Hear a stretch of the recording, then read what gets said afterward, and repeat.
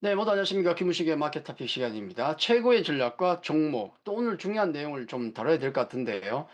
자, 오늘 시장 아마 조금 고생은 되셨을 것 같습니다. 시장 분위기가 좀 그랬기 때문에 미증시부터 해서 우리 시장까지 모두 약간 올랐던 종목들이 차익 매물 나왔으니까 당연히 좀 고생을 할 수밖에 없죠. 자, 오늘 시황 토픽 첫 번째입니다. 중요한 내용이었죠. 상법 개정.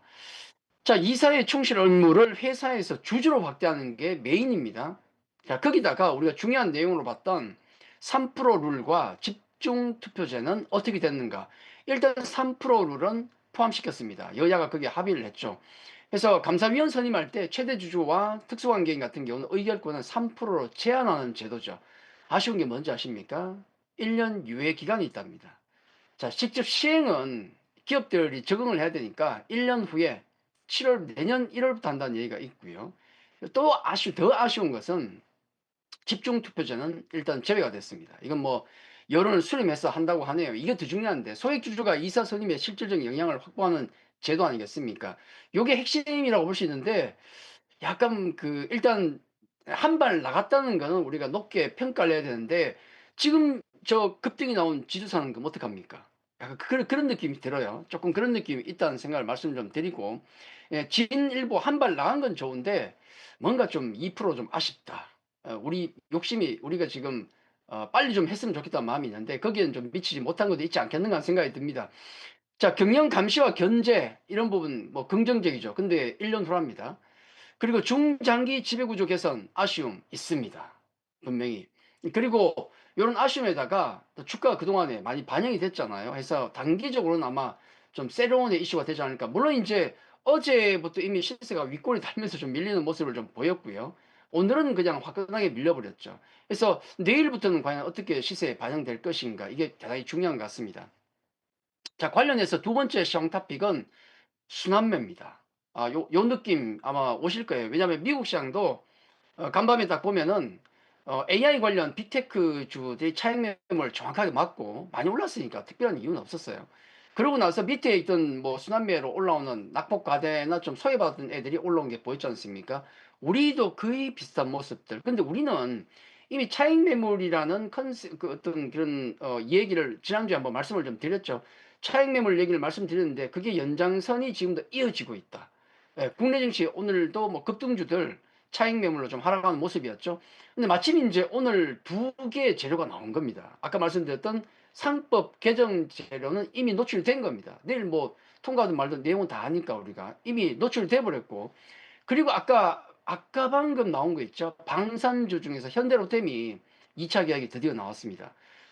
현대로템의 2차 계약은 K2전자 폴란드 2차 계약이죠. 이거 작년 말부터 나온다는 건데 6개월 만에 나왔네요. 내용은요, 예, 우리가 알고 있는 내용과 똑같습니다. 구조 조금 안 되는 금액이고, 그 다음에 폴란드에서 생산을 일부 하고, MRO 사업까지 아마 진행을 할 겁니다. 자, 그런 부분이 나와서 오늘 넷트레이드 쪽에서는 한 6% 정도 올랐습니다. 이게 만약에 우리가 모르던 재료라면 오늘 어떻게 반응을 했을까요? 구조니까 당연히 상한가죠. 근데 이미 상당 부분 그동안 반영이 6개월 동안 되어 온 겁니다. 과연 내일 본장에서는 이 재료가 방산주에게 어떻게 작용할 것인가. 그러니까 상법 개정과 현대로템 계약이 방산주와 이 지주사에 어떤 영향을 줄 것인가. 대단히 중요한 하루가 아닐까 하는 생각이 듭니다. 자, 반대로 이제 낙폭 과대주 소외주들이 오늘 순환매성으로 상승을 했는데 그게 자동차라든지 화학, 철강, 바이오 뭐 바뀐 거 있습니까? 그냥 쉬었으니까 좀 올라간 겁니다. 자, 그렇게 시장 토픽을 두 개를 말씀 좀 드렸고, 관련해서 우리 수급을 좀 보시면은, 그럼 지금 향후 시장은 어떻게 될 것인가? 뭐 주도주의 변화 가능성이 있을 것인가? 그건 두고 봐야 되는 것이고요. 어쨌든 돈은 들어옵니다. 외국인 기관 수급은 좀 정체된 반면에 고객 예탁금 쪽으로 지금 70조까지 찍혔어요. 이게 2020년 3월 같은 경우는 20조, 30조에서 왔다 갔는데 그 돈이 우리가 대세 상승장 갈 때 거기에 딱 78조까지 갔다가 44조까지 반토막 났다가 최근에 다시 돌파가 나오면 7조가 돈이 들어오고 있습니다. 이 돈 뭐 하겠습니까? 예수남에 돌리겠죠. 뭐. 아마 그런 장세가 계속되지 않을까 그렇게 말씀을 드리겠습니다. 자, 오늘 종목 토픽을 조금 보시면은, 자, 오늘 시장을 지배했던 종목 중에 하나, HD현대건설기계.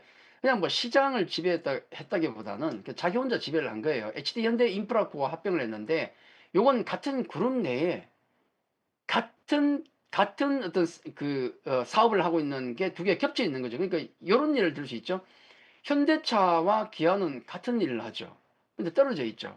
뭐 합쳐도 문제가 없을 것 같죠. 그런 느낌. 그러니까 효율을 극대화하기 위해서 두 개의 기계 장비 업체가 합하는 겁니다. 요게 이제 오늘 급등이 나왔는데 의미하는 것은 역시 우리 시장은 이슈 종목이 강하다. 이건 분명히 호재입니다만은 얼마만큼 호재인지는 아무도 모르죠.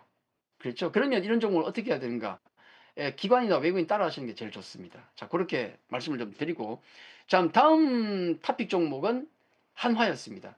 요건 시장을 거꾸로 지배한 종목이죠. 오늘 어제 급등이 나온 이후에 재료가 미리 반영되면서 오늘 급락이 나온 겁니다.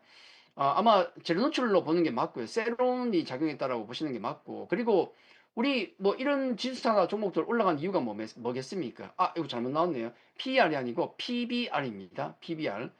PBR로 놓고 본다 그러면은 한 1배 정도면은 청산가치하고 뭐 회사 가치가 똑같은 거 아니겠습니까? 근데 이게 턱없이 부족하다. 우리가 뭐 0.3이다, 0.5다 이러지 않습니까? 근데 하나를 보니까 최근에 워낙 주가가 많이 올라서 PBR이 PR 아닙니다. PBR이 0.95까지 올라왔습니다. 거기에 대한 부담도 분명히 있었을 겁니다. 그래서 또 오늘도 이런 그 차익 매물로 무너졌지만은 과연 내일부터는 어떻게 움직일 것인가는 시장에 미친 영향은 꽤 있을 것이다. 좀 그렇게 생각을 하고 있습니다. 자, 세 번째 종목은 반면에 예전에 낮아빠졌던 또 종목들 중에서 포스코 홀딩스 같은 경우가 이렇게 진짜 뭐 가볍게 밑에서 올라오죠. 이걸 딱히 분석할 필요는 없어요. 갑자기 뭐 철강 쪽이 뭐 바뀐 게 있습니까? 아니면 2차전지가 뭐가 바뀐 게 있어요. 섹터가 캐즘이 끝났습니까? 아니죠.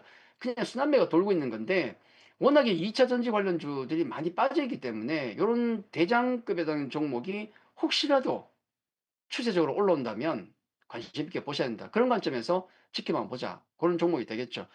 자, 여기까지 이제 종목 토픽이 되겠고요. 관심 종목으로 넘어가면 아무래도 이제 많이 자빠진 종목들 중에서 고를 수밖에 없습니다. 위에 있는 종목들 부담을 느끼니까. 관심주 토픽 1번은 NC소프트인데요. 동사는 뭐 워낙에 100만 원 같던 기업인데 10만 원대까지 떨어졌다가 최근에 다시 반등이 나와서 20만 원을 왔다 갔다 하고 있습니다. 정말 그 욕바지 종목이에요. 정말 욕을 많이 먹는 기업 중에 우리나라 1등 욕바지 종목이라고 보시면 됩니다. 왜냐하면 한 짓이 있기 때문에 많이 배신을 때렸어요. 그래서 평이 굉장히 안 좋은데 이번에 신작이 나오면서 그 아이온이라는 게임이 뭐 거의 불세출의 그 아이온 1이 불세출의 게임인데 그 게임에 어 2탄이 나오는 겁니다. 아이온 2가 이번에 나오는데 아마 연말에 국내와 대만 쪽에 먼저 론칭이 될 겁니다. 그래서 이번에 바로 얼마 전에 그 FGT 포커스 그룹 테스트를 진행을 했는데 호평이 나왔어요. 이런 평가는 한 100만 년 만에 처음 나온 것 같습니다.